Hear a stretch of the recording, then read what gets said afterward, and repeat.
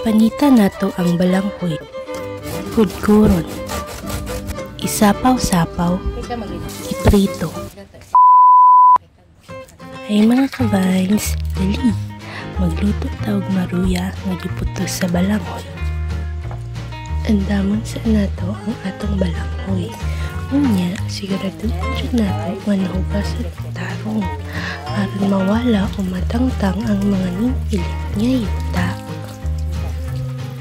Hulo na siya, no?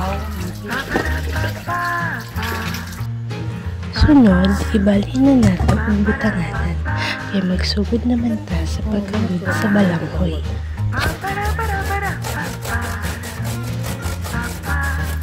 Medyo madugay lang taan gamay, no? Tanawa o, isa pa na kabalanghoy mo maghuwat sa tano. Relaxa mo diha.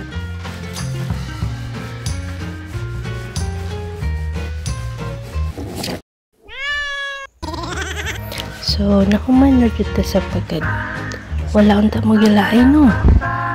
Karon, andaman na to ang saging nga saba o keso. Hiwaon na nato og tarong, no? Uy! Well, my body's perfect. Magpadayon sa ta sa kinabuhi aring napita, no? Isagol na nato ang balanghoy o brown sugar. Unya, sunda sa nang nasa video, no? Kay murag lisod na ipasabot na yung napita pa. Hilo kaya na akong kamutana, ha?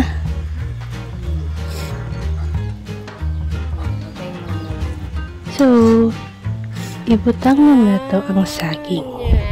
Ay, di ito. Chispa di ay. Nobody's perfect ba yan? Nya human, iputos ni nato sa kaganinang balanghoy nga na brown sugar. Hapit na jud ni mahuman. Salig lang ni jud mo, no?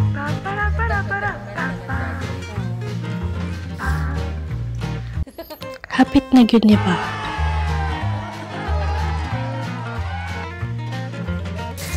Unya, iprito sa hinira nga kalayo.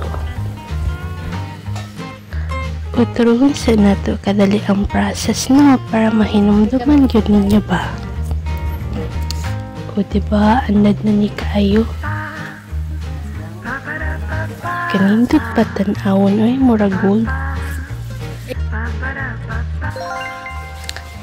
Luto na siya. Tan-awon nato ang sulod ko na luto ka.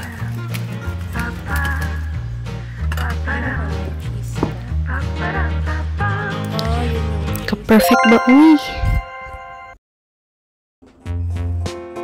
Don't forget to like and subscribe!